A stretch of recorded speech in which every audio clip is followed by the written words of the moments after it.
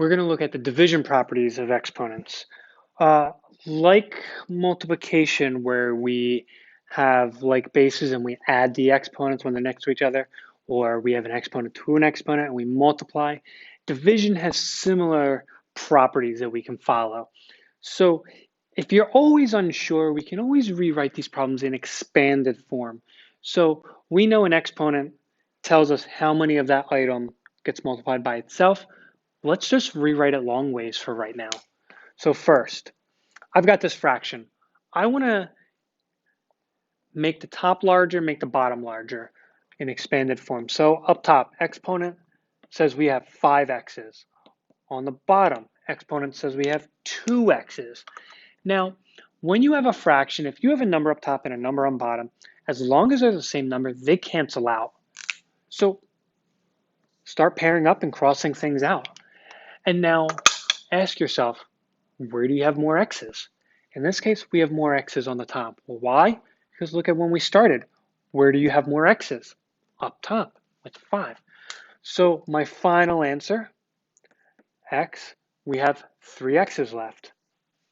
That's it. So does it get a little more complicated when by putting in more variables? Kind of. It's more of just like 2 problems in one now.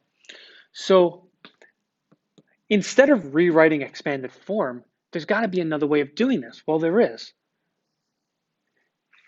If multiplication, you add the exponents, when you have them up and down with the same base, all you have to do is subtract. That's all we're doing here. So let's start with the x. Where do you have more x's at? In this case, we've got 2 on the bottom, 3 up top. We've got more up top. How many extra do we have? 1. That's what you're left with. 3 minus 2 is 1. And it's on top of the fraction. Your y's. Where do you have more y's? Up top. Okay. How many extras do you have? Well, 4 minus 1 gives us 3. We have 3 extra y's. We don't need that fraction. And we can call it a day. That's it. You're just subtracting your exponents when they're on top of each other.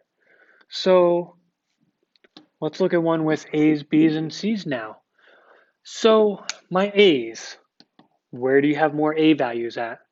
Up top. How many extra do you have? 4 minus 2, we have 2 extra. Your B's, where do you have more? Up top. 2 minus 1, we're left with 1. And now there's C. So C has an exponent of 0. And what that now means is we've run into like a little bit of a problem. Anything raised to the 0 power is a value of 1. So this number right there, c to the 0 power, is now the number 1. And so 1 is getting multiplied to all of this. Do we need that 1 there? No. So leaves us with that's our answer.